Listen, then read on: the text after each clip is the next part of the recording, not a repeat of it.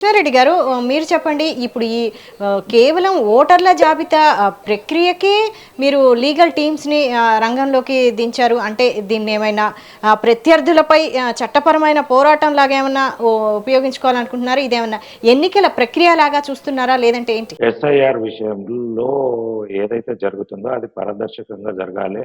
ఎలాంటి ఇబ్బందులు లేకుండా జరగాలి. ఎక్కడనన్నా లీగల్ ఇష్యూస్ అయినా ఎవరన్నా వచ్చేసి దేన్నైనా ప్రశ్నిస్తే దానికి ఎలాంటి అంశాలు కావాలి, ఏమేమి తీసుకురావాలి, ఏదన్నా అక్కడ డెత్ సర్టిఫికేట్స్ కానీ చనిపోయినవి తీసేయాలంటే కూడా కొన్ని లీగల్గా అడిగేవి ఉంటాయి, కొన్ని ఆఫీసర్స్ ఉంటాయి. అవన్నిటికీ ప్రొడ్యూస్ చేయడానికి లేదంటే వాళ్ళందరినీ ఎడ్యుకేట్ చేయడానికే కానీ ఈ లీగల్ టీం పోయి అక్కడ ఏదో చేస్తుంది అనేది కాదు.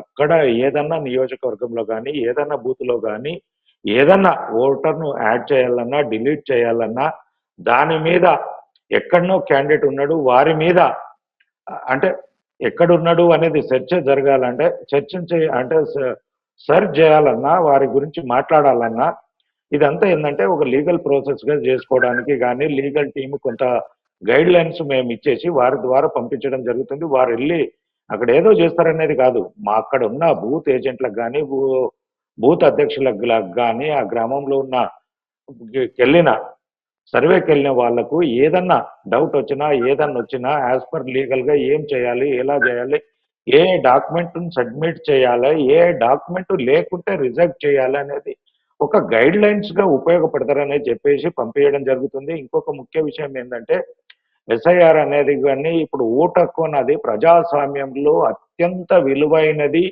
ఏదైనా ఉన్నది అంటే ఓటు హక్కే. దానికి తిరుగులేనిది.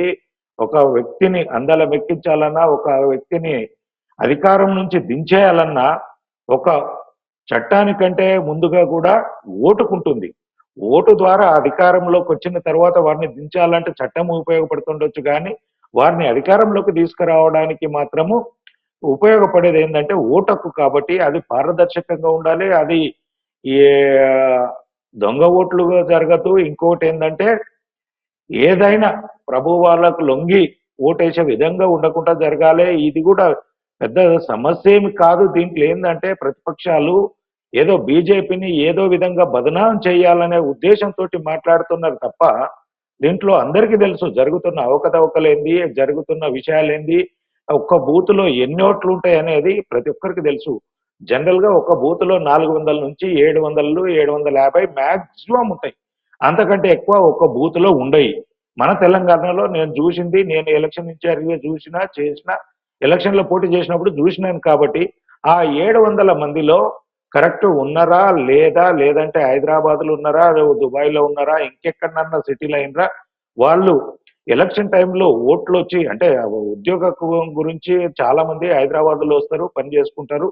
ఏదైనా ఆస్తిపాస్తులు కానీ ఏదైనా కానీ స్థానికత ఎక్కడంటే హైదరాబాద్ కాకుండా విలేజ్ చూయించుకునే వాళ్ళు ఉంటారు. ఏదో కొంతమంది ఏం చేస్తున్నారంటే లోన్ల గురించి దాని గురించి ఇప్పుడే ఉద్యోగాలకు వచ్చిన వాళ్ళు లేదంటే ఒక 5-10 సంవత్సరాల కింద హైదరాబాద్లో సెటిల్ అయిన వాళ్ళు వారికి స్థానికత ఉంటేనే బ్యాంక్ లోన్లు కానీ కార్ లోన్లు కానీ ఇంకేమన్నా ఇతరత్ర ఉపయోగపడుతుంది అనే దాని గురించి లోకల్గా వాళ్ళు అడ్రస్ చేసుకోవడం కానీ ఇక్కడ స్థానికంగా కొన్ని కృత్రిమంగా కొన్ని తయారు చేసుకుంటున్నప్పుడే ఈ సమస్య వస్తుంది. ఓటు హక్కు ద్వారానో లేదంటే ఆధార్ కార్డుని ఇక్కడ చూపించి ఏదో విధంగా కొన్ని అవకతవకలు అనేది కాదు కానీ వారి భద్రత గురించో వాళ్ళ అవకాశాన్ని గురించో ఇక్కడ చేసుకోవడం జరుగుతుంది. దీని అంతటికి ఏంటంటే మన సిస్టంలో కొన్ని లోపాలు ఉండడం, దానికి పారదర్శకంగా మనము ప్రవర్తించకపోవడము. ఏదో మిగిలిన బ్యాంకులో ఎంత సిస్టమేటిక్గా ఉంటుంది, ఒక్క రూపాయి కూడా ఇక్కడక్కడ పోదు. మనం ఇంకేదన్నా చేసింది కూడా ఇక్కడక్కడ పోదు. మరి ఈ ఓటు హక్కు దగ్గరికి వచ్చినప్పుడే ఎందుకు ఇది అవుతుంది, ఎందుకు పారదర్శకం లేదు? అన్ని పార్టీలు దోపిడీ చేద్దాం అనుకుంటున్నారా, దొంగతనం చేసుకొని ఓట్లు వేసుకుందాం అనుకుంటున్నారా? మనం చూస్తున్నాం. ఇక నేను పార్టీ పరంగా కృష్ణారెడ్డి గారు